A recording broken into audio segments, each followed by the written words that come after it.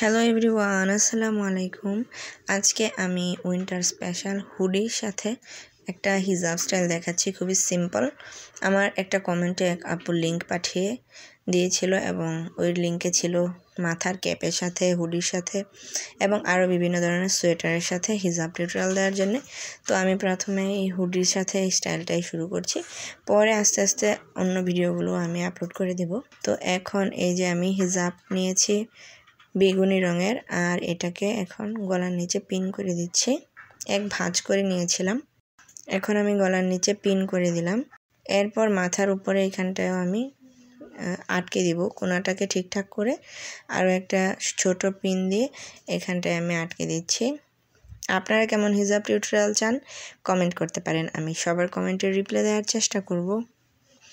আর হিজাবের একটা পাশ আমি একদম খাটো নিয়েছিলাম আর একটা পাশ লং নিয়েছিলাম।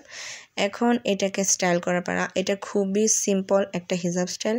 পিছনের অংশে একদমই কভারেজ দিব না, কারণ পিছনে তো টুপিই থাকবে আর ওই টুপিটাকে মাথায়ও উঠানো যাবে ইজিলি। তাই আমি সম্পূর্ণ হিজাবটাকে ঘুরিয়ে সামনে নিয়ে আসলাম এবং ভিতরে ড্রেসের ভিতরে পাঠিয়ে দিয়েছি। এই যে এরকম হয়ে আছে সামনের পাশটা, এবং মাথার এদিকটাও বেশ সুন্দর লাগছে। এখন আমি হুডিটাকে সেট করে নিচ্ছি, হিজাবটাকে একদম হুডির ভিতরে ঢুকিয়ে দিচ্ছি এবং সামনের চেনটা লাগিয়ে দিচ্ছি।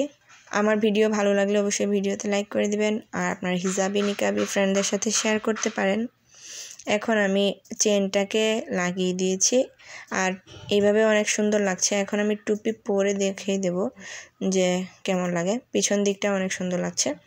এখন আমি এই যে টুপি পরে নিলাম, টুপি পরেও কিন্তু বেশ সুন্দর লাগছে। আপনারাও মতামত জানিয়ে যাবেন কেমন লাগছে, আর আশা করি আপনাদের সবার রিকোয়েস্টের ভিডিও আমি দিতে পারছি।